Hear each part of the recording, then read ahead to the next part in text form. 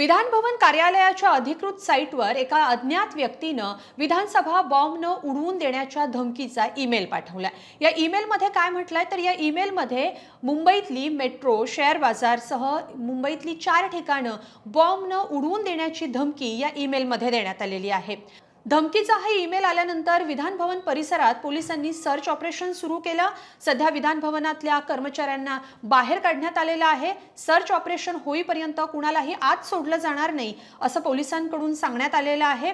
थोड्या वेळानंतर ही सुरक्षा तपासणी केली गेली आणि तिथं सगळं काही सुरळीत असल्याचं सांगितलं गेलं। पण दरम्यानच्या काळात नेत्यांनी मात्र सुरक्षा व्यवस्थेवर प्रश्न उपस्थित केलेले आहेत।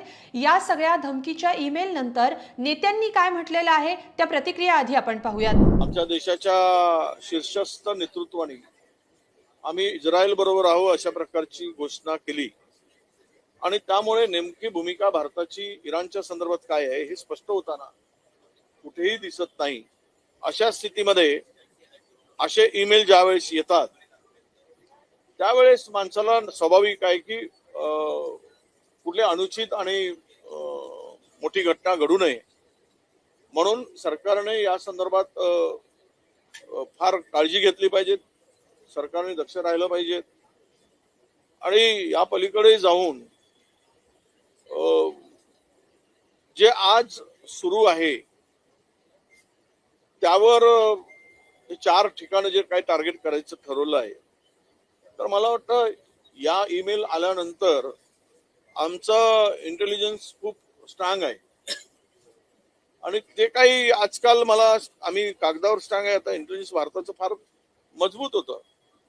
पण अलीकडे पंतप्रधान ज्यावेळेस इस्रायलला जाऊन येतात आणि 2 दिवसानंतर वार सुरू होतो त्यामुळे कधी भीती वाटते की आमचं इंटेलिजन्स काही फेल्युअर आहे का, काही त्याच्यामध्ये तो आता कमकुवत झाला का, त्याच्याकडे सरकारचं गांभीर्याने लक्ष नाही का। ईमेल आला होता ही बाब खरी आहे। अजून ईमेलचा सोर्स कुठून होता, ईमेल कोणी पाठवला होता ह्याचा तपास सध्या चालू आहे आणि आपल्याला माहिती आहे की अनेक वेळेला असे हॉक्स ईमेल्स धमक्यांची येत असतात। प्राथमिक दृष्ट्या अशाच पद्धतीचा हा ईमेल असावा असा अंदाज आहे। तथापि विधिमंडळाच्या सुरक्षेच्या दृष्टीने बॉम्ब स्क्वॉडने इथे येऊन पाहणी केलेली आहे, तपासणी केलेली आहे आणि विधिमंडळ पूर्णपणे सुरक्षित आहे, इथे कुठल्याही पद्धतीचा धोका नाही। आणि ईमेल आपल्या सर्वांना माहिती आहे की अशा पद्धतीचे ईमेल हे वारंवार पाठवून करायचे डायव्हर्जनचा प्रयत्न असतो, परंतु अशी हॉक्स ईमेल्स अनेक वेळा आपण येताना पाहिलेले आहेत। तशाच पद्धतीचा ईमेल असावा असा अंदाज आहे।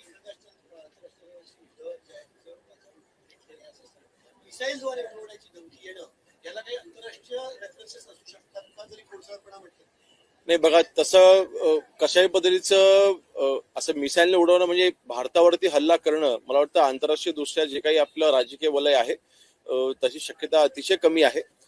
आज जे काही युद्ध चालू आहे ते मिडल ईस्ट मध्ये युद्ध चालू आहे। अशा वेळेस हा ईमेल जो आलेला आहे त्याचा युद्धाशी संपर्क जोडणं ही करायची चुकीचं राहील। मी मगाशी म्हटल्याप्रमाणे हॉक्स ईमेल्स हे वारंवार धमके जे येत असतात प्राथमिक दृष्ट्या तसाच पद्धतीचा ईमेल हा वाटतो, पण तरी सुद्धा ईमेलचा सोर्स जो आहे तो त्याचा तपास चालू आहे आणि शोधण्याचं काम चालू आहे। नाही, ऑलरेडी आपण विधिमंडळ असेल किंवा मुंबईमधली जी काही महत्वाची ठिकाणं असतात त्याचा सुरक्षेच्या बाबतीमध्ये वारंवार आढावा हा घेतला जात असतो मुंबई पोलिसांच्याकडनं आणि हे सगळ्याच ठिकाणी आपण ज्या काही ठिकाणांचा त्याच्यामध्ये उल्लेख आहे त्या सगळ्या ठिकाणच्या सुरक्षिततेच्या बाबतीमध्ये वेळोवेळी आढावा हा घेतला जात असतो। दरम्यान धमकीची ही माहिती मिळाल्यानंतर विधान भवन परिसरात एकच गोंधळ उडाला होता।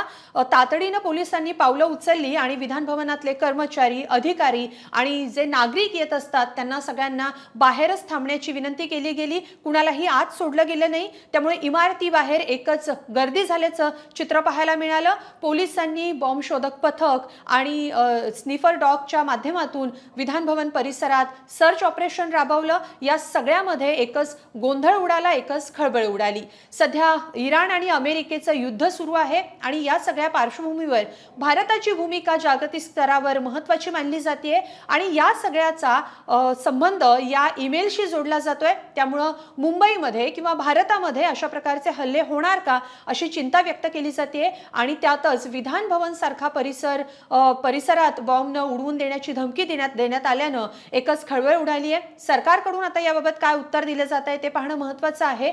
मात्र अशा प्रकारे अर्थसंकल्पीय अधिवेशन सुरू असताना जेव्हा राज्यातले सगळे आमदार सभागृहाच्या दोन्ही सभागृहांमध्ये दोन्ही ठिकाणी उपस्थित असतात आणि अशा वेळी एक अज्ञात ईमेल येतो आणि बॉम्ब न उडवून देण्याची धमकी दिली जाते। त्यामुळे सुरक्षा व्यवस्थेवर प्रश्नचिन्ह उपस्थित केलं जात आहे। सुरक्षा अधिक कडक करण्याची गरज व्यक्त होतीये। पण या सगळ्यावर तुम्हाला काय वाटतं कमेंटमध्ये नक्की लिहा आणि lokmat.com ला सबस्क्राइब करा। धन्यवाद।